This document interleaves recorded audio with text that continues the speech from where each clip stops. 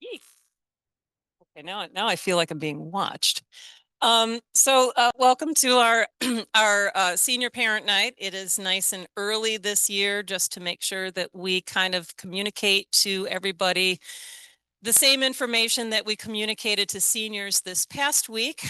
Counselors went into English classes to go and talk about just kind of the process for how we do applications. And then we talked a little bit about, different kinds of applications and timelines and answered some questions. And then we also strongly advertised this event just because we know that there's also a lot of, for once we're starting off the year nice and smoothly. And, for once for the first time in many years, we're not trying to fix everybody's schedules. So this is a wonderful thing. So now we have all this time in the beginning of the school year to do things like this and talk about our senior parent night. So we're just going to go over the college application process. My name is Miss Rucker. I like to say I came with the building, and to most students, I say I've been doing this longer than you've been alive, because at this point I've been at Lincoln Park longer than a lot of people. So this is my 25th year, and I'm also a graduate of Lincoln Park. So you can do everything the right way. You can go to high school, you can graduate, you can go off to college, you can get a master's degree, and then you can end up right back where you started. Except I get paid to be here, so that's better. With me is Mr. Phelan, another counselor from our department, and Mr. Young, who is our post-secondary college and career coach. So he'll kind of take up the rear and talk about the things that I know that parents are most concerned about, which is scholarships and how do we pay for all of this. So I'm going to get started, and as we kind of go along, we don't expect this particular presentation to take terribly long, so there should be a lot of time at the end for questions that people have, and it's always good for you to ask questions, because that just kind of allows us to kind of give you more information than we usually do. Oh, I hate this slide. Yes, you take this. All right. Good evening. Again, my name is Mr. Young. I am the college and career coach here. I've been here for the last 3 years. I used to be a college recruiter for 10 years myself, over 4 different types of schools, so small, big, medium, in regard to that. So for me to help explain and help you understand what this is all about, for CPS, they came up with a plan of action to help students kind of think of what to do after they graduate from high school. And they call that plan Learn, Plan, Succeed. It came all together for the first group of students who actually got a chance to be a part of it or start it in 2020. And we've been going since 2020 in terms of establishing and helping each student come up with a plan of action or a pathway choice. These are the 6 pathway choices that CPS, or you can also put other in there, that's 7, but the main 6 are college, military, work, trade, and apprenticeship programs, job programs, or even just getting employment, and then also a gap year program. So that's more geared towards volunteer work. With these 6, our school has a dominant culture in the college side. All right, so we have about 88 or 89% of students over the last 2 or 3 years from all the data that I've looked at. That's why we're glasses now, just to looking at all those numbers, that we have a strong college going culture, and it's been like that for seems several years. And they've been instrumental in terms of the counselors helping the students kind of figure out that plan as well. And I'm just aiding along with that in terms of what supports I can provide for them as well too. But then we go down the line of military, work, trades, jobs, gap year. I try to help myself and the counselors try to help students figure out what is it that they really want to do, or how they want to accomplish the goal of getting into one of those areas. This is one of the graduation requirements in terms of helping them figure out a pathway. And like, again, I said, a lot of our students do go to the college route, but just in case, we do cover those other areas. And those areas, we all get a chance to talk with the students individually when they actually get a chance to meet with us. So, all right. So you take this. This is your favorite one. Well, not my favorite, but yeah, I don't like Learn, Plan, Succeed. I mean, essentially, we're checking boxes that you have a plan, and and it's not that big of a deal, but we do it. When do we roll that out in, like, April? Yeah. So it'll come up in April, and then we'll chase all the seniors down to make sure that they get it done so that the boxes are checked before graduation. So anyway, so application types. You've probably heard about, most of our seniors at this point.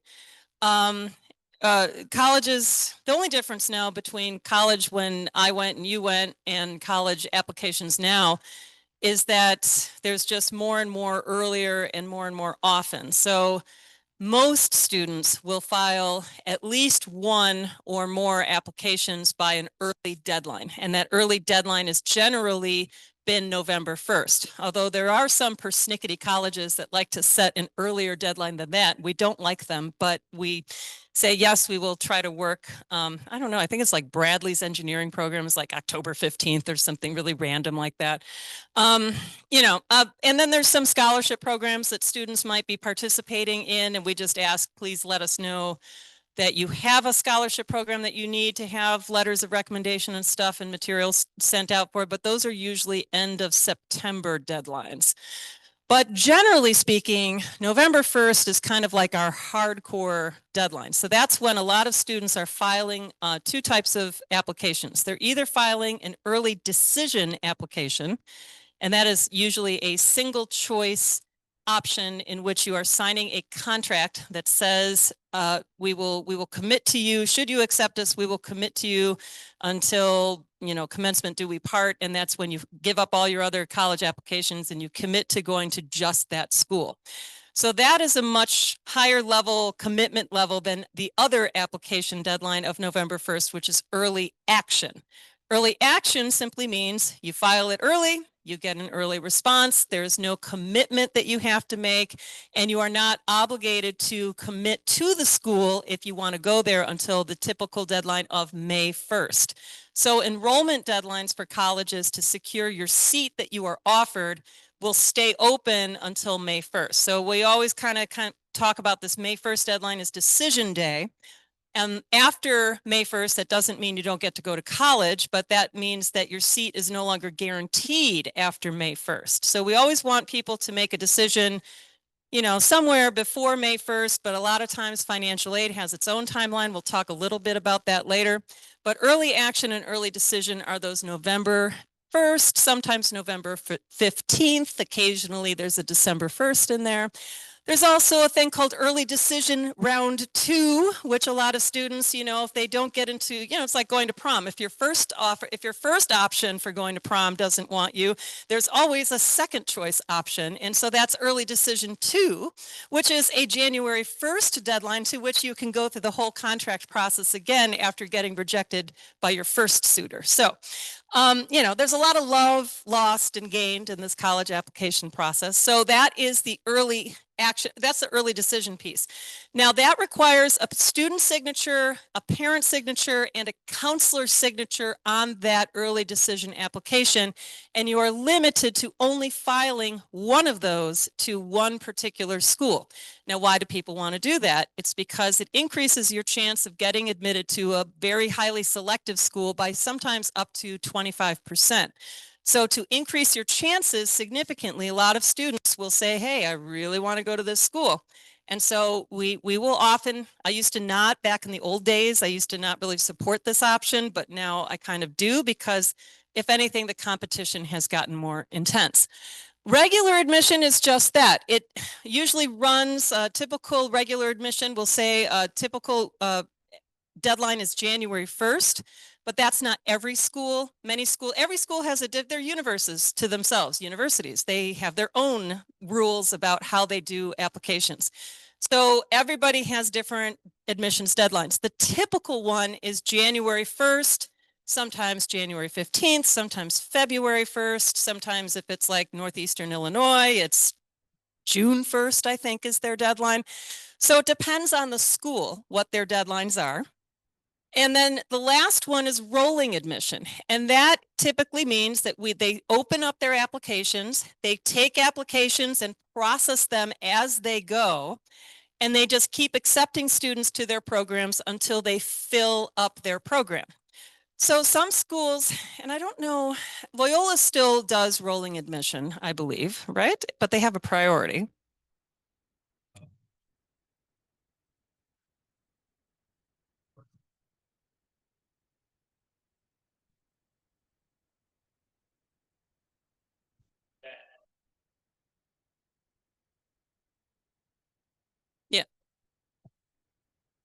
So so one of the things that I like to advise is, the colleges are really interested in trying to fill their seats, and there's always colleges at the end of this whole process that have not filled their seats. And so there's always schools that are looking to continue to enroll students into their program. But just because a school is rolling doesn't mean that you should take it lightly, because certain schools, in my favorite story, and I like to teach these things like anecdotal experiences that kids have actually gone through. Purdue was a good example of a rolling admission school. And I had a student who decided, oh yeah, I want to go to do engineering at Purdue. And he filed his application like in February. And Purdue wrote back and said, sorry, we've filled up all of our engineering slots. We filled those up in November. So if it is a school that actually has a very robust program and is rolling admission, you probably want to get that rolling admission application in sooner, as opposed to just assuming that it didn't matter when you filed that application. It didn't matter to Purdue that the kid was the son of two Purdue alums. It didn't matter that, he was a really good Ivy diploma student. It just mattered that he had applied to a program that had no more space because everybody basically took the seats in those programs. So that's the cautionary tale. So you want to make sure that you have looked at the school that you are applying to just basically know what you're looking at in terms of a timeline. The nice thing is, next slide. Yes, the nice thing is that we use the common application, segue into the next slide. And the common application is the basic big umbrella through which we process the majority of our applications. There are a couple of other application websites that are out there, like the Coalition and the Common Black College application and UCAS for some overseas UK schools. But Common App has continued to be kind of they're like the Google of doing college applications. Everybody uses it to the point that it's pretty much an accepted verb. So the Common Application is what we'll use, or students will just go and apply individually to a school, like by clicking the link on the school's website that has a direct application on the school's website. But most students will go ahead and do the common application simply because it's like a one-stop shop. You fill out all the demographic information once. And then you do one essay, and then that goes out to all of the schools. And so simply put, as you go through the process, the most work you do is for that very first application. And then after you have processed one application, you can add additional applications on, and it usually takes a lot less time. So people really like the fact that it's very quick and it's easy. And then people go, oh, that was a lot easier than I thought it was going to be. It's like, yeah, it's an essay. We send out materials and stuff like that. So the individual applications is like, a lot of schools use both. So U of I Urbana-Champaign is a good example. They have their own application on their own website that they have on the My Illini link that you can apply directly to their school. They also use the Common App. There's no advantage for using one application or another. They do not give bonus points for using their application instead of the Common App. It's just whatever you want to use. Colleges are in the business of collecting as many applications as they can. Why, do you wonder?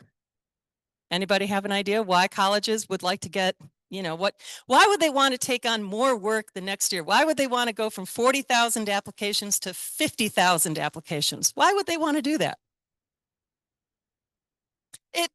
Bingo, yes, it makes them look more popular, and more popularity means more money, better students, more things to choose from, and it creates, and so this is kind of the world that we have gotten into over the last 10 years, is that there's this frenzy around volume, and that is one of the problems that I find with the process. It's kind of makes it a little bit more stressful, but it also kind of creates this sense of like, oh my God, I'm not going to get into college anywhere. But the truth is that everybody gets into college somewhere. It's just a question of which one, and the most selective schools obviously can pick differently. But we live in a country with like over 2,000 universities. There is a school for everybody. Even the worst students I've ever had have gotten into a four-year university somewhere. Okay. Other apps, Coalition app, I don't like it, but some kids use it. Some schools are Coalition app only. University of Maryland is an example of that. I don't know why they got into bed with Coalition, but they're there. And we will do the Coalition, but it's a third-party app, which requires us to do some different stuff to upload materials and provide the support documents because it's a different system than what we use here. We'll get into that in a second. Next slide. All right, so the Common Application has the same essay prompts as they've been using for years. If a school thinks they're special, and most of them do, they will add like an extra supplement to their college application, meaning like a little blurb about like, why do you like us? Why do you think that we're so special? Like tell us more about what you know about us and stuff like that. So there's your main essay, and then sometimes there's the occasional supplement that goes with it. The more selective the school, the more I would recommend that before you just hit the button on your supplement, you let somebody here at the school take a look at it and let you know if it's good enough. These supplements sometimes can be very extensive. The most extensive I know of is the University of Chicago supplements, I believe. They like to be extra quirky and special. But some of them are very simple supplements for their writing. Go on to the next slide. So how do we do this application? So we have a Common App, right? And the Common App connects to a system that we use. It used to be Naviance back in the day, and now it is this thing called School Links. And School Links, if you notice, if you try to do schoollinks.com, just notice that School Links in CPS, we like to do things right by spelling it wrong. It is 1 L for School Links, not 2. So a lot of kids go, I can't find it. I'm getting a 404 message. I'm like, that's because you're spelling School Links with 2 L's, 1 L, and then you'll get to the right site. So what School Links will do is School Links is kind of like, it's an application that provides a lot of things. It does college searches, it does career information, it has scholarship information, but it also processes all the school support documents. So all of our transcripts and our letters of recommendation and school forms go through School Links and connect to the Common App. So we basically, the kids do not do any applications in School Links. They do their applications either directly to the school or in Common App. And in School Links, we'll show you how it's done. They connect the two websites to each other, because in order for two electronic systems to talk to each other, the student has to allow and give permissions for them to talk to each other. So it's just a formality, a few boxes to check, a couple logins to do. Hardest thing, as I say, is remembering your Common App username and password, because that's usually the thing that takes the longest amount of time. So I always say, kids, come on, write down your Common App username and write down your password somewhere so you don't have to constantly be resetting it when you have to log into Common App. So next slide. So I explained some of this before. You can research schools. You can we send the transcripts. We send your school schedule. We send the college, we send the teacher and counselor letters of recommendation. We send the school report forms. We also approve application fee waivers, but what we don't do is we don't do the applications themselves, and we do not send SAT or ACT scores. So one thing that wasn't our fault last year that didn't go well was the ACT, but it wasn't our fault, thank God. When it went down, we were just like, oh no. and then we realized, oh, it's not us, it was ACT's fault. So, but we'll talk a little bit about the test to send test scores or not to send test scores. I'm a very anti-test score person. I was pro test optional before COVID. And then COVID was like pouring gasoline on a fire. And then everybody went test optional. I'm like, yay. And then slowly a couple schools have decided to go back to requiring tests. But, I think they're mistaken. Go on to the next slide. All right, so this is going to be, and I think the rest of this is a bunch of slides about School Links. So I might have Mr. Phelan take over because this is the boring part. So this is, so School Links is like a website. If you see you're on the right place when you see these people. They have been stuck here in the internet for many, many years. They're still trying to get into college. They're the only ones who haven't gotten in yet. We've been keeping them there for a while. But this is where the students can log into the School Links portal. And I'll hand it over. Thank you, Ms. Rucker. And students will use their CPS login credentials to get into School Links. That is their CPS username and password. There is a way to link for parents to go into school links as well. There's instructions that are linked to this presentation. I think it's going to cps.edu/parents. And then once you get to that page, there is a school links login that you would then activate. And that yeah, that's good. You can go on to the next one because that's sort of outside the scope. But anyway, now when students log into school links, you guys and they will see this dashboard, and there's a couple things to highlight while here. First is most of what students are going to be doing is going to that college tab on the left-hand side, because that's where they will actually be doing a lot of the work to invite teachers for letters of recommendation, to review their college list, and so on. But I do also want to highlight that at the top there, where it says CPS events and scholarships, there's a lot. The scholarship information is already available for students to view in the system, and I highly suggest that they start looking while they're also applying to see if they qualify, and perhaps also apply to some of those as well, because as we know, college and universities, they do cost a great deal. So we want to make sure that they're not only applying to the universities, they're applying to scholarships, they're also applying to financial aid, and more on that later. I also want to highlight at the top where it says college visits, that section of the dashboard is what lists all of the colleges and universities that are visiting LP week after week. We've had several visits already. Mr. Young runs each of those meetings out of 112 in the main building just down the hall from us. And so if a student is interested in getting additional clarification from a school or rep, they want to know more about that school's programs, if they have questions about like what it would be like to live on campus, or anything as it relates to what they could learn from a rep from that school, they should sign up. And the way they would do that is click on that tab. It'll show a list of schools, and they can register for that event. And then once they've done that, Mr. Young will see that. They should notify Mr. Young as well, and the day of notify their teacher to make sure they get a pass. All right, move on. Now, on this page, after students clicked on that college tab, they'll see this, and this is where they're going to see, they will be able to see whether or not the systems are actually connected. And what we just talked about before with Ms. Rucker, the systems I'm referring to is Common App and School Links. Up on the left side up there, you'll see that the initial process was complete. This student filled in their personal details and school links, did their fee waiver eligibility, and signed their FERPA waiver. The FERPA waiver is the Family Educational Rights and Privacy Act waiver. It's where students allow school links to receive their information and then submit their transcripts to the school. It's kind of like the iPhone or Android service contract of this process.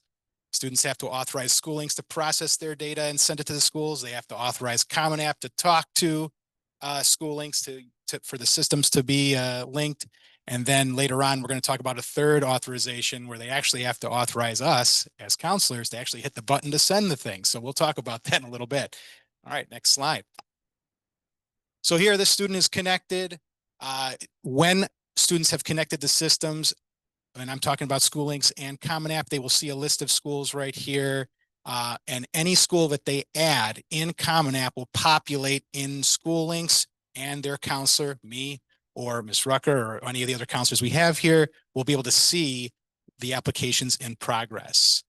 If the systems are not linked, we cannot see that. Okay. Yeah, move on. Next one. Now, if a student is applying to a school that is not in Common App, students have to manually add those schools into School Links. The way they would do that is up on that top right-hand corner, there is a blue tile that says Add Applications. It will open up a search, and students will search for the name of the school they're applying to and add it in manually. If they don't do that, this is like a big mistake that some of our kids run into every year. If a student does not do that and they've applied to that school, we have no idea they've actually applied because it doesn't appear on School Links, the one system that we have access to as their counselors. And if we can't see that school, we cannot submit transcripts to support that student's application and letters of recommendation and school reports.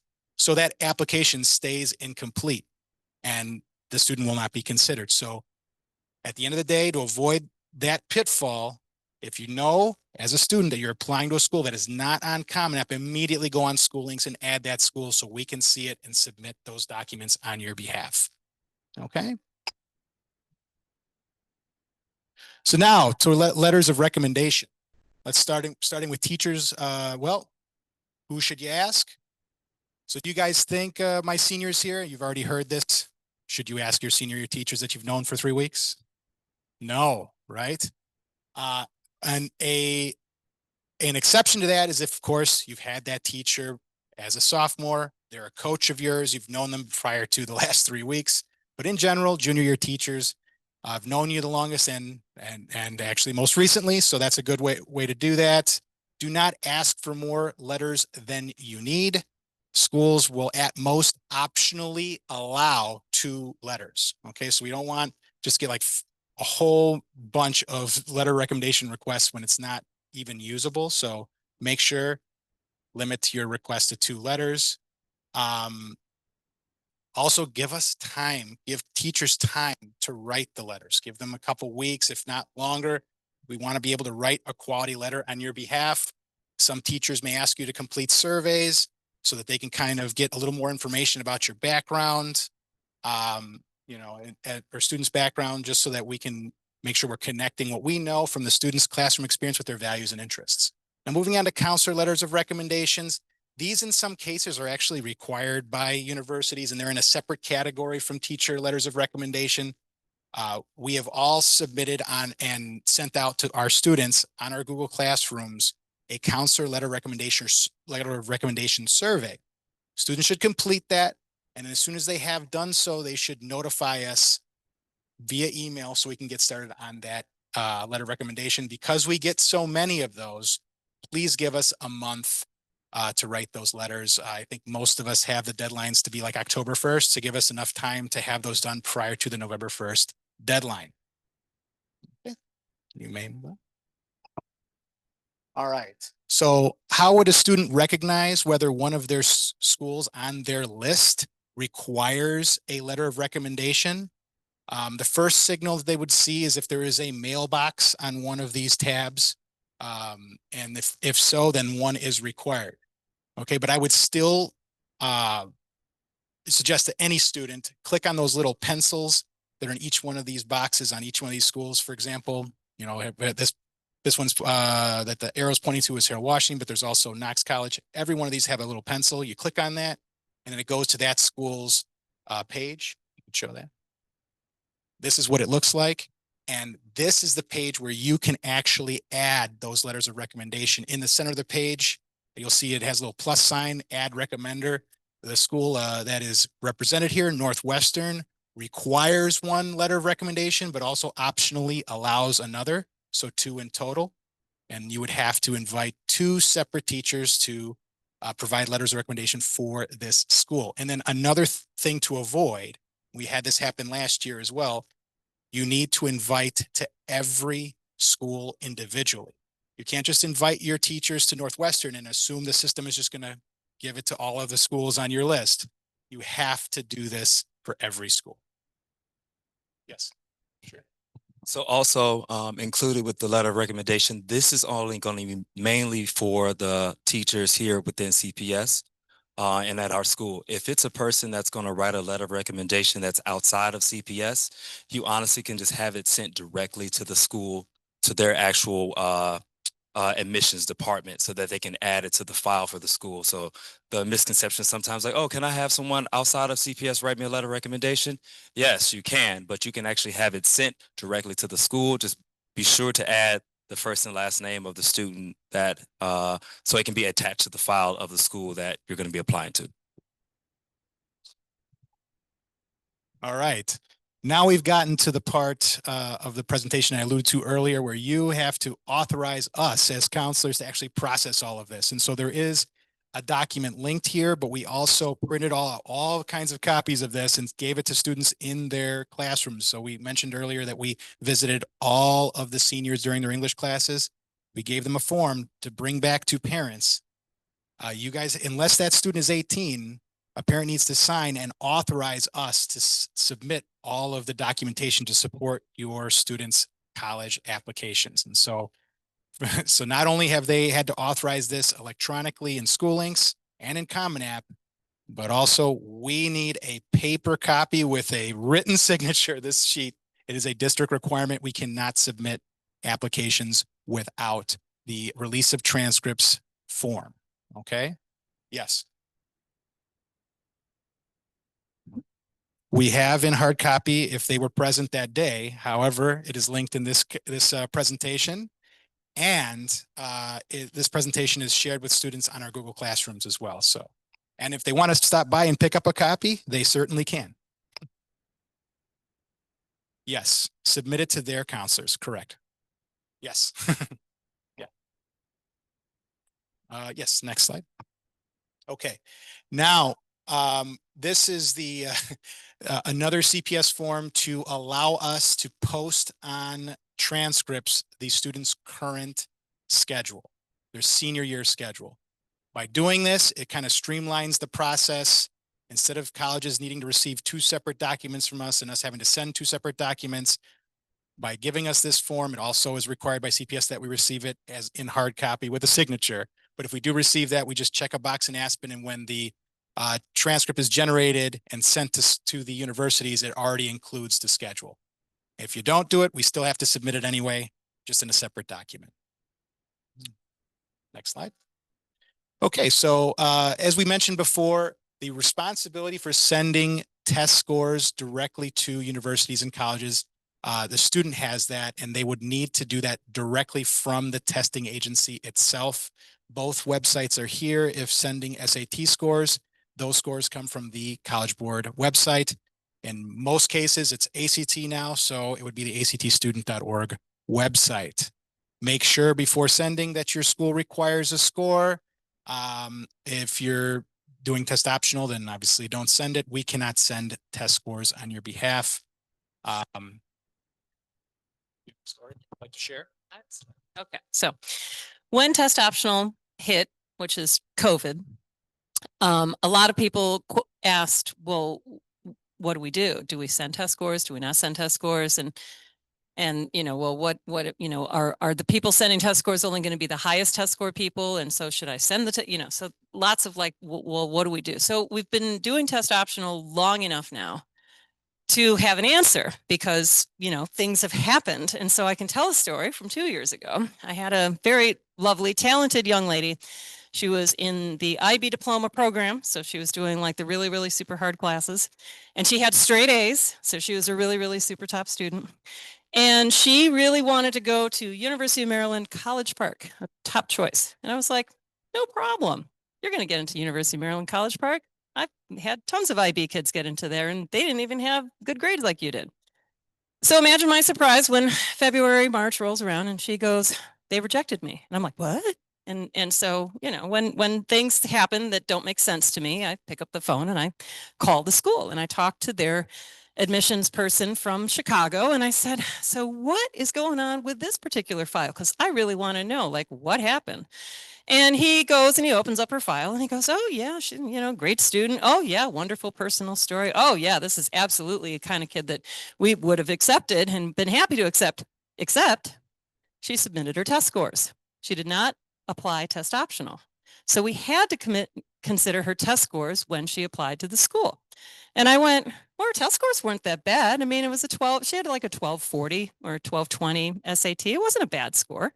And as I was like a 1240. So what was wrong with that? And he goes, well, considering that our average admitted student SAT score was a 1340 or something like that, her score of 100 points below our accepted student average was what made her not get accepted to University of Maryland, College Park.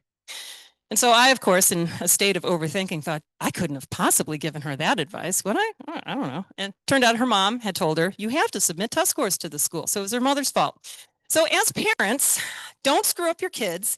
Go, and I told the kids this too. I said, before you decide to send test scores, check the school's average admitted test score and see where your kid's test score falls. If it's falling more than like in an ACT, if the average admitted test score is 30 and your kid has a 24, you probably want to go test optional. If the average admitted score is 25 and your kid has a 29, that might be a good option to send a test score. So, you know, so look at that before you decide about sending test scores.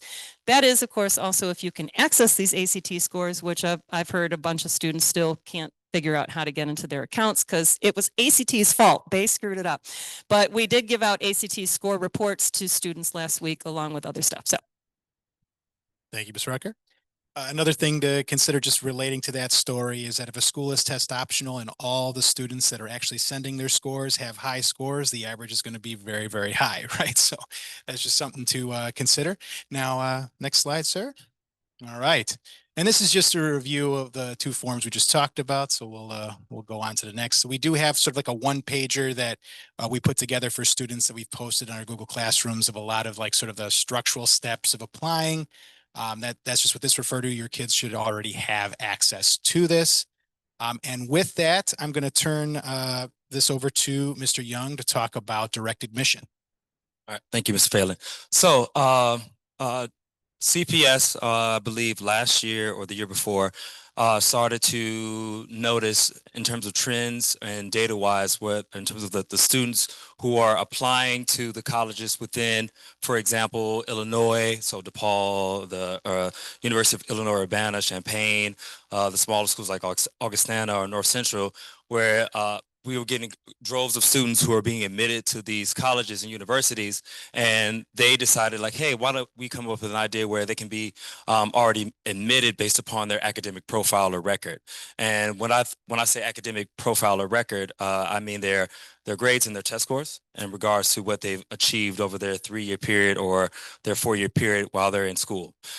With these agreements, they list a bunch of schools depending on what information that the student is going to supply in Common App, which they're going to add like what their GPA is, the classes that they've taken, the grades that they've received. Based upon that information and some other criteria areas, they can be directly admitted into those said institutions. Now, the list of those schools will be different for each student. You can find that list if a student's applying on Common App actually on its site on the dashboard, and they actually have a tab where it says direct admit. So for example, what they'll look for, it may target students in their home state, while others may focus on first generation students. They may focus on some other areas and that students are using, and also to the schools themselves have different criteria areas that would be admissible for that said student. So that it's a wide range of colleges depending on the student's said grades and test score. So that's something that it's more or less a match school for them. So something, and what I explained in terms of what a match school is that a school that usually connects with that student in terms of matching up with the requirements that they've already met going in. But that's something that's actually been beneficial because students can be accepted right away, and then they don't have anything to worry about a little later on until they get to like the FAFSA information or financial aid award letters. But this is something that they instituted over the last couple of years that's helped students recognize their dream of being able to go and achieve a post-secondary a goal, which is going to college or any other area. All right. Next, scholarships. So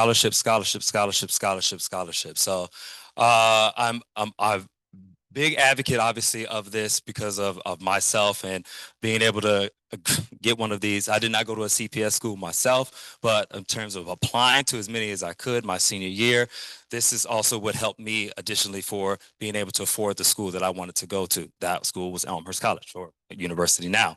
These are 3 QR codes that you can scan now, and then also 2, you can, we'll be actually putting this presentation on our website as well too. But this will give you access to the scholarships that students can see on on school links, which I'll also show you an example of what that looks like on their end and for the students. But mainly, what this will list, it will list scholarships based upon the month in terms of their deadline. So if there's scholarships that are listed for the month of September, it'll list all the requirements, what the scholarship is, and also the date it is due as well too. So for example, there is a scholarship called the GATE scholarship. That scholarship is due September 15th. I've sent out information about that scholarship amongst some other ones as well via email. So I'm that person you see that email coming from about the opportunity. So I'll keep driving that home. I'll keep sending them. Like if you get tired of them, I'm sorry, but at least you know what's going on in regard to how we're supporting the students and be able to fund their post-secondary options or their dream in terms of maybe going to school and even maybe even a trade as well. You can go next slide, please. So you actually have an opportunity to receive information directly from CPS. That email address or college scholarships at cps.edu. If you email that, they'll send you an auto response back, and then what will happen is you'll get information, updated information weekly about scholarships and also their deadlines. So if a student hasn't done it, if you all haven't done it, please be sure to send an email to that so that you can receive information on scholarship alerts. I get a bunch of them sent to me, and also I'll share them with the students via their Google Classroom. Ms. Murphy as well shares that with her class and also the classes of the counselors as well too. So when it comes to saying, Mr. Young, what's funny is that we all get the question, how do you apply to scholarships? And it's October. We literally say, hey, we've actually shared this information with you, but we can show you where to find and search for the opportunities to be able to apply. There's a lot of money always left on the table because of students not willing to go through the process, and that's not every student, but it's just the time that it takes.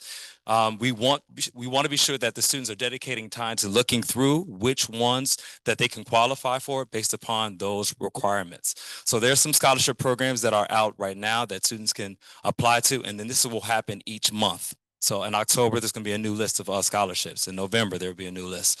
December, January, February. So that list will builds upon itself, and then also too, that list will be found within schoolings. You can hit the next slide, please. So, for example, this is the students' page where they will be able to access a lot of their information. So we kind of explain like what a couple of these tabs already mean. So for example, what they'll click on is they'll click on that college button on the very bottom and then simply click on scholarship matching. What it will do is it'll take you to another page. No, don't worry about that. I'll go back. And what it'll do is that it'll have 3 criteria areas that the students will have to fill out based upon who they are, what they're looking for, and the schools that they're applying to. The most important part is that they fill this out. I can give you an example. I had a student ask me, how do I find scholarships? And it was January. I said, and I quote, did you go on school links? They didn't answer right away. I was like, that's a yes or no answer. All right, did you look in school links? And there's a section, did you go? If you didn't go on there, go on school links, go on the college section, and I'll help you find whichever scholarship that you may want to look for. And then there are others that also too that or websites that I've actually listed, and it's on our actual website that you can get access to. So if you go into Lincoln Park High School's website, you go under parent or student, you go into college, counseling corner, colleges and careers, and then there's a bunch of blue tabs and you'll see scholarships listed. All right, and there are a bunch of websites there. So at least you have that information where to find and also assist your student if they're looking for other opportunities in terms of applying to make school more affordable, because truth be told, we want students to be able to achieve their dream, but then also too, that dream does cost. So thank you. All right. Next, all right. So being able to another part of funding school and also a major part of some of the glitches that we had to deal with over the last couple of years. FAFSA, all right, is a form that helps students apply for federal funding in regard to assisting and paying for school as well too.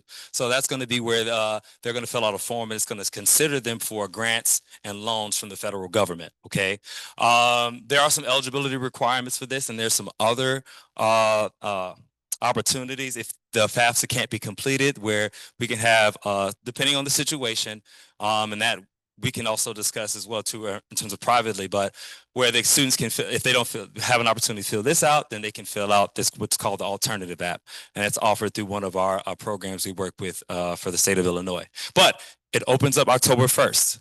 Last year it opened up December 1st. The year before that it was a cluster of chaos. It didn't open up until mid-January.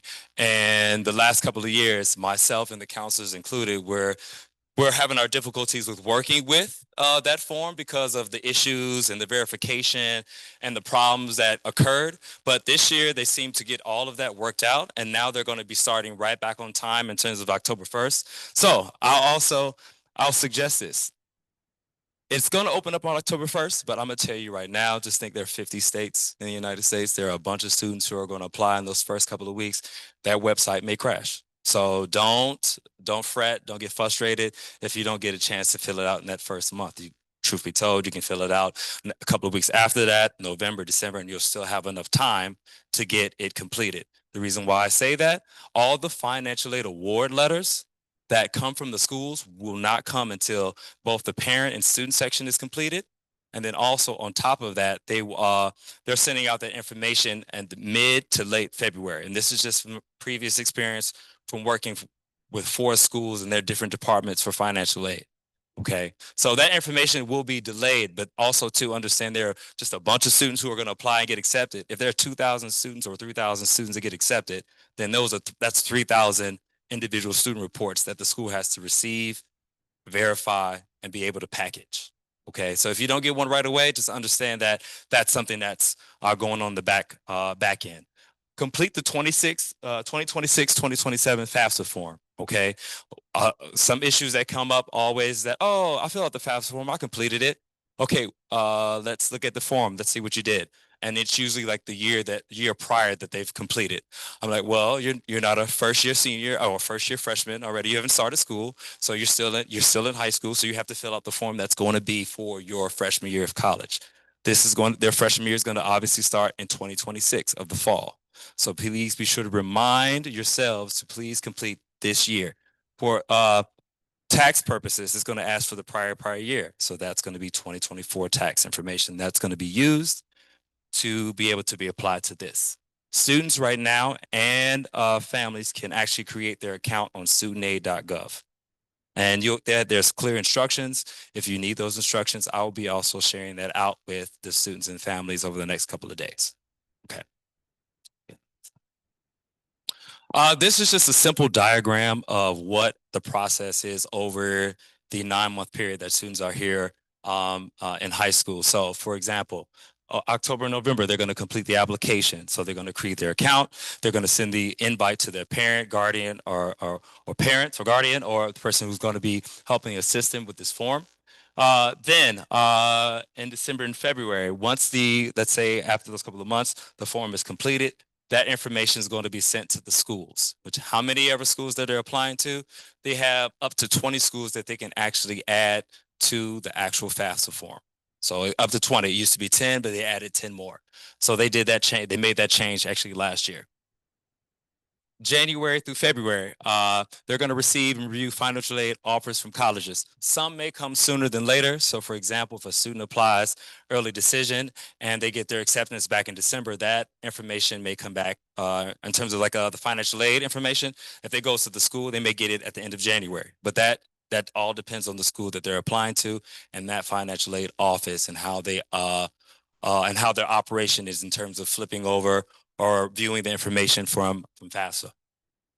And then April and May is when you get a chance to, while within April as well, between March, April and May, that's when students get a chance to, and you all as well too as parents, to review the actual financial aid award letter, and it will list everything in terms, it's kind of like an itemized receipt where it'll list all the costs in terms of what the school would be charging you for, and then the bottom line number in terms of what would you be paying out of pocket.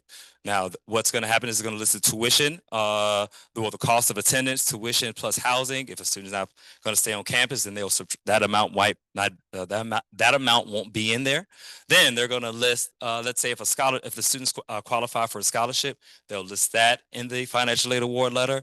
The grant maybe from the federal government, a loan maybe from the federal government as well too, and then it could be work study, it could be some other things that the school itself is offering to the student, but you want to be sure of what that all of that information is. Ask myself questions, ask the counselors questions.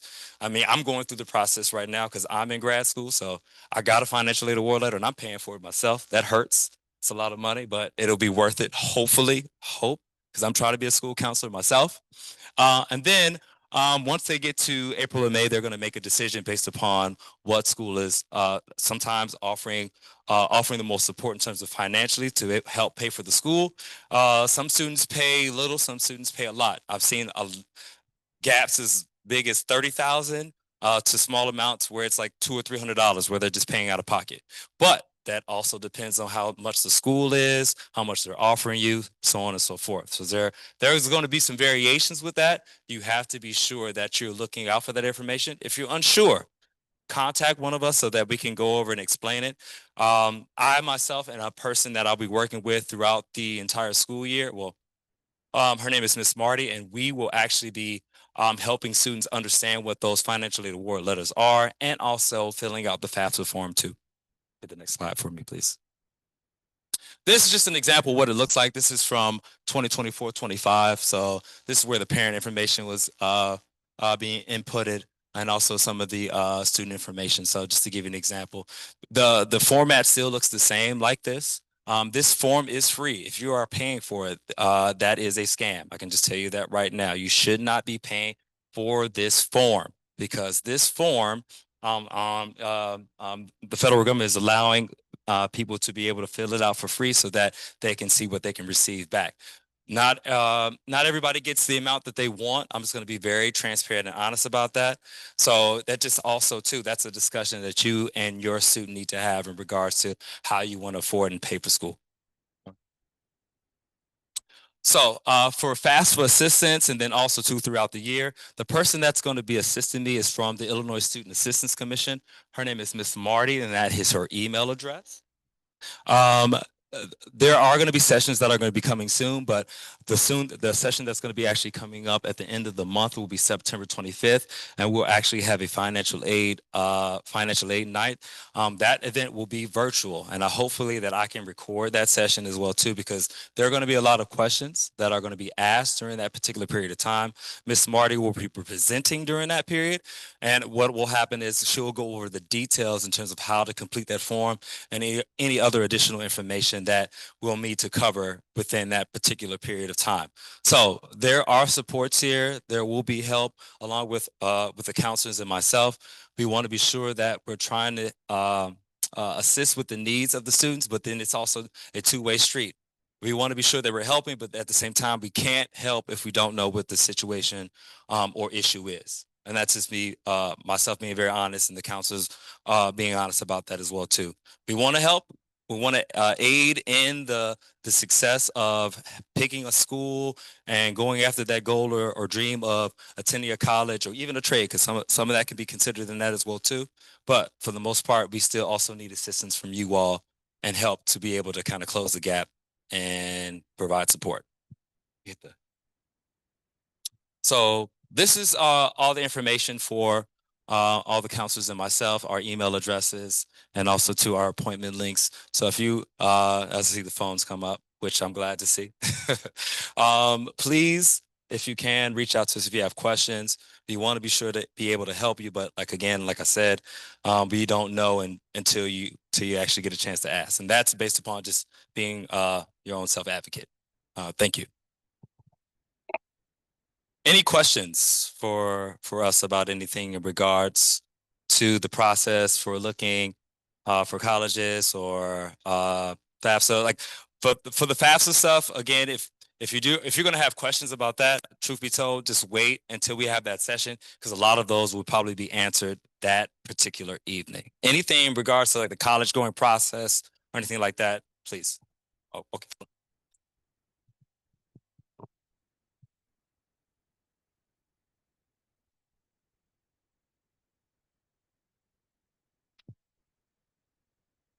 What? Say it one more time. The past. No, no, we don't put the test score on there. I think that there was something that happened with that. I think that, yeah, but we don't put the test score on the transcript. So last year they had an option for families to like opt into that, but it is by default not on there. And with everything now that there's a new test, now it's the ACT, that's not an option this year. Okay. Yes.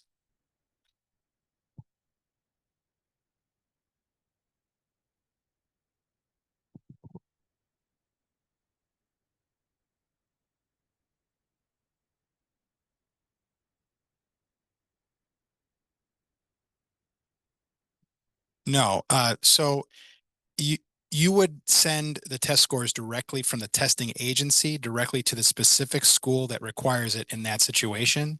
Otherwise, you would not send them on that. So you have control of every part of that process, or rather, you and your student do. Okay. Yes.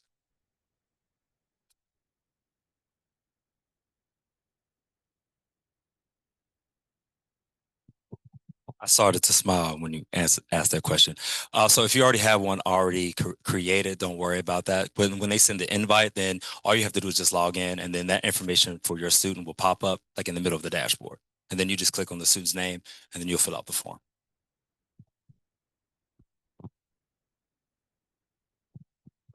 So, and I said earlier, if you didn't hear, we're going to actually send this out. We're going to put it on our website first, and then once we get it all together, then we're going to send it out to the families and students.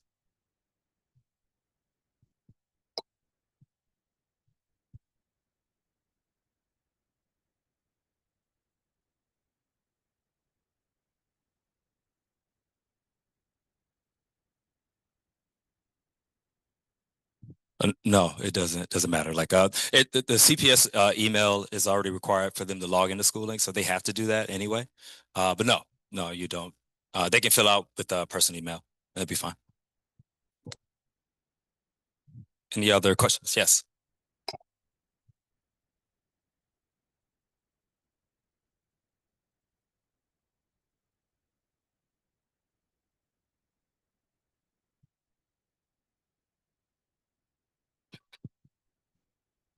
Do we check their application line by line to make sure they filled it out correctly? No. Do we check their essay before they can send it out? They have the option to. I think a lot of them had a requirement from their English teachers to write the college essay as part of their first writing activities. And so they do have, I think, if they did it through their English class, they have at least one adult at the school who's looked over their essay. I always tell students that I'm open to receiving a draft of an essay to put comments on it. A lot of students are connected to their teachers. I think it's helpful for them to have at least one adult at the school look at their essay because, as parents, our kids write amazing stuff. Look at how good this is. And then, or we have friends that, can tell us, but we do the college stuff quite a lot and we've done it for a really long time. So, we can kind of advise students not so much on like the grammatical pieces, but just kind of like on the content of the essay. That's the one aspect of the application that they have complete control over. So it is important. It's an important component of their application.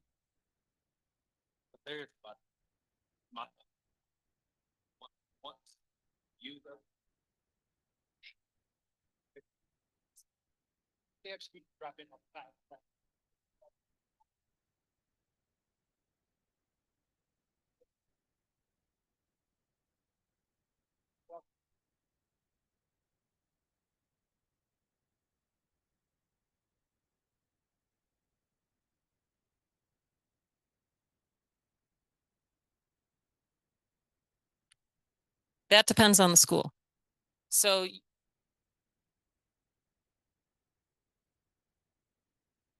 they would probably, so when they do early decision as a contract, if the student gets accepted, it really depends on the school if they want to allow the student to defer for a year or not. A lot of times they might not, they might just say you're going to have to reapply for the next year because early decision is really for like that next following year. Because the reason they have early decision is so that they can get a lock on a certain number of applicants to fill seats at their school. Schools are businesses, so you guys are revenue generating machines for a lot of colleges. So what they're looking for is that revenue piece is important, and so early decision helps colleges meet their bottom line. So it's an economic decision. They sell it like it's this amazing admissions decision to sit under the fall trees and autumn circles of, talk philosophy and all that. But the truth is, it's a business.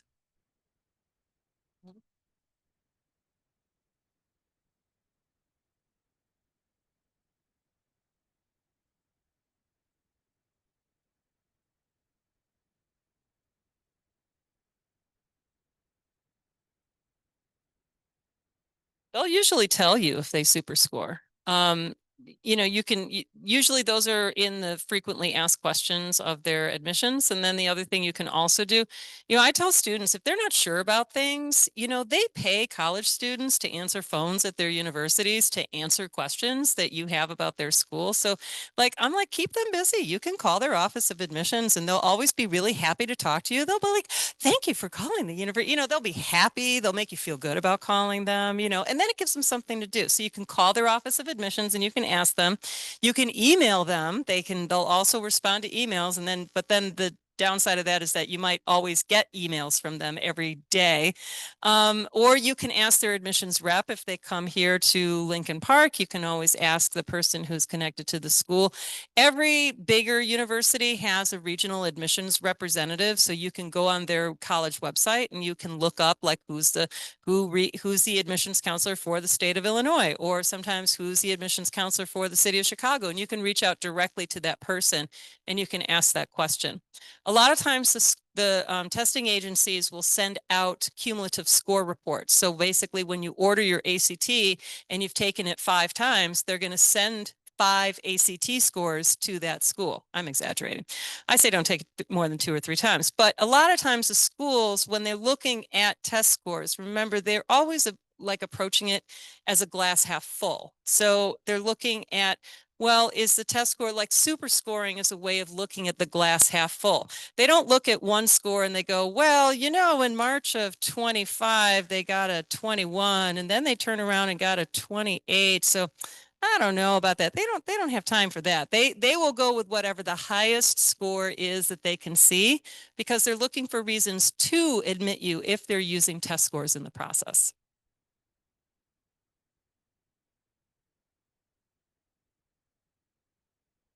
You can ask them if they'll accept a copy of a score report, and usually they will say, sometimes they'll say yes. Like I used to download them from the College Board and then I would send them electronically over to the Office of Admissions. That was one way that they would accept it. Sometimes they won't accept score reports directly from a parent or a student because it could be fictitious. Sometimes they ask the student to fill out if they want to fill out their test score on their Common App, and they'll look at that and they'll assume that that's the score that they're going with. And then we'll just ask for an official test score report later on if they decide to matriculate into the school.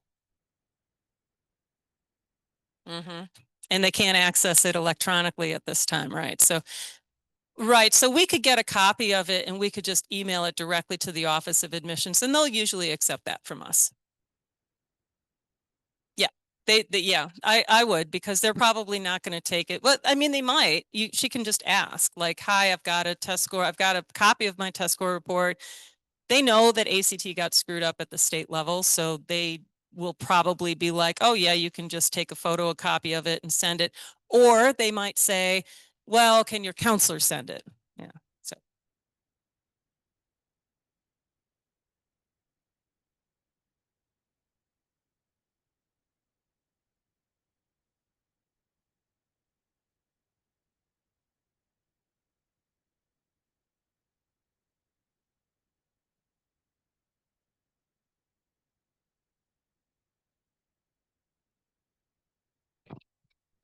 I smile because I like those type of questions. That means that, and I just had a student like that come in today, and she came in and we had a conversation. I have the student talk out loud about what they are looking at or where their concerns or issues are before I try to respond. Like I try to listen first before any of that. But if they don't know what they want to do, I have some assessments that students can take to kind of figure out what they like. I'll ask them certain questions based upon like, hey, what interests do you have now that are here or outside the school? What do you like in regard to subjects at the school? Do you like math? If you like math, what is it that, let's find some careers that may that come off of math. Or if you are you fond of sciences, maybe there's something that we can find that can match up with you. But there's a couple of things in terms of like conversations, meeting with their counselor, meeting with myself to kind of go over, because that's going to happen throughout the year. We had students who even when we get up to April, like, I don't know what I really want to do. Well, I mean, well, I'm glad you, better late than never to have a conversation, but sometimes they don't know where to start, but we rather talk with them like one-on-one. And if you all want to come and talk with us at the same time with them, that's also a great way of doing it too. Okay.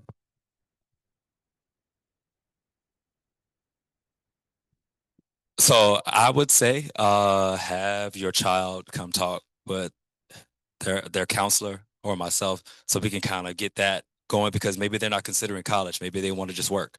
But I just want to be sure that we are able to understand like what the student wants first before making any judgment or recommendation based upon their post-secondary goal. Any other last questions? Yes.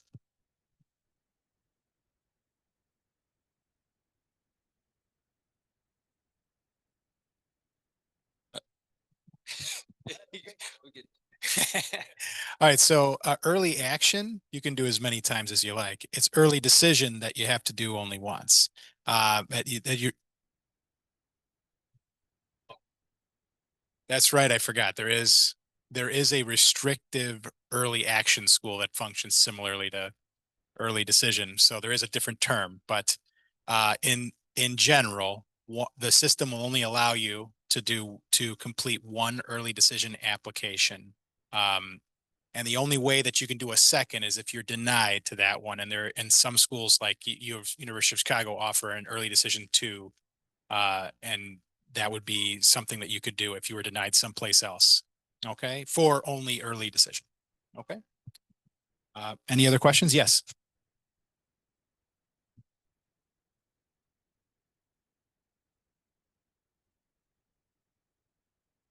That is correct. You can do that.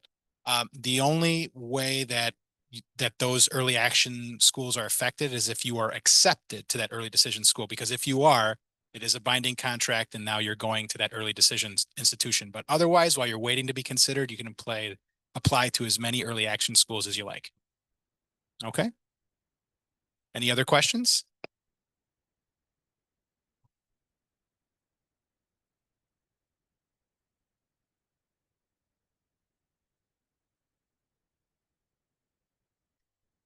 So the,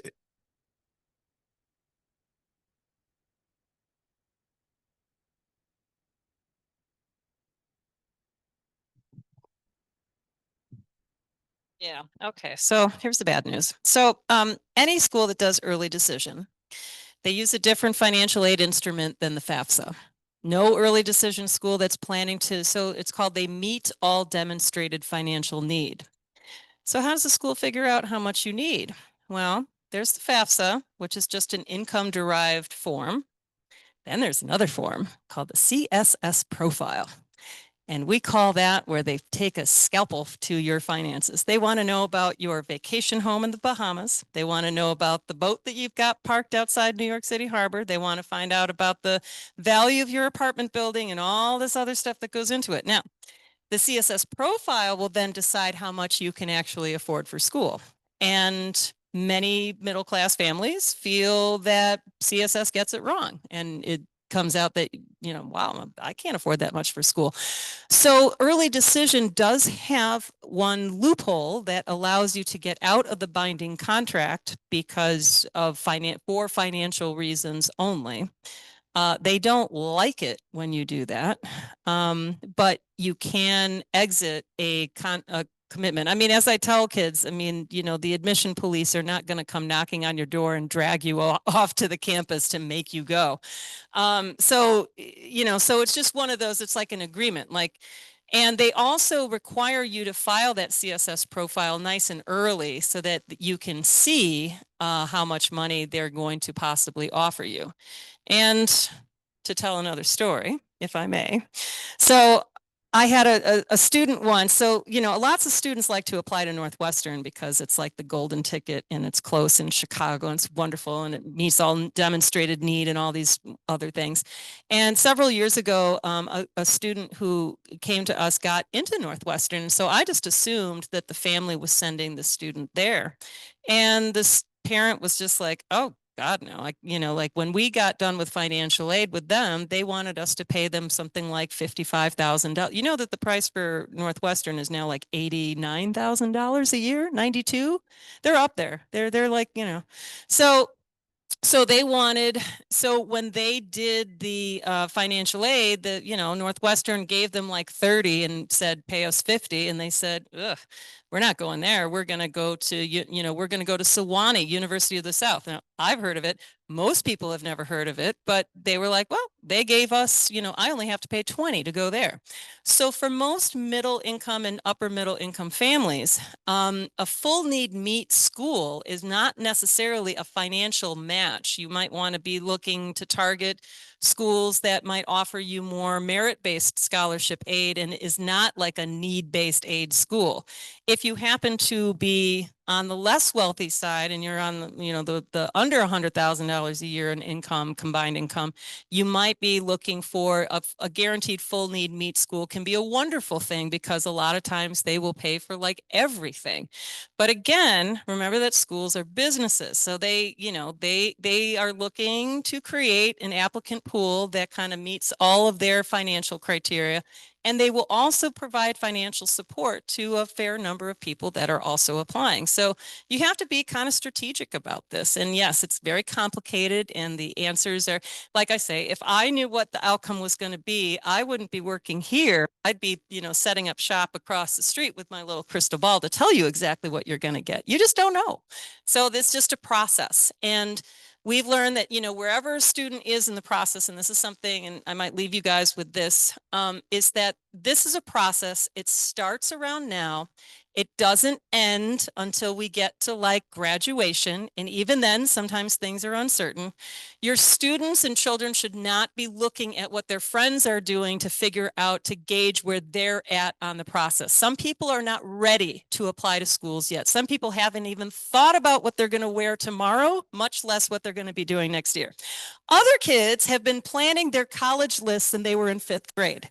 You know which kid you've got, so don't worry about, wherever they are in the process, they have to follow that process. Now, we will come after them if we get a little late and we haven't seen any activity on their part to make sure that they have something going. But for the most part, it's okay if they don't have it figured out right now. It's okay if they don't start applications until like a couple months from now. It's okay if they decide, maybe I'm not ready to go away to school. A lot of our kids stay local because we're in the city of Chicago and there's a lot going on here.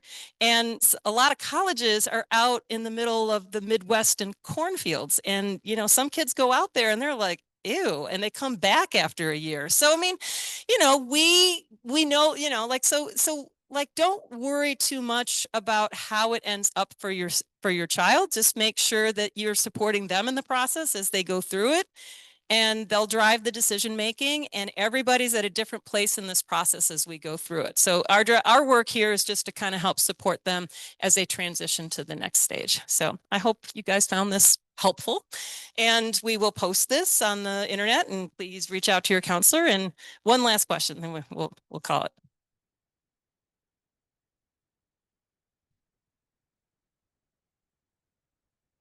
I'd say it depends. I'd say that sometimes it's okay to apply between 8 and 12 is kind of a decent average number. Some kids apply to far fewer because they're not thinking too much. One kid last year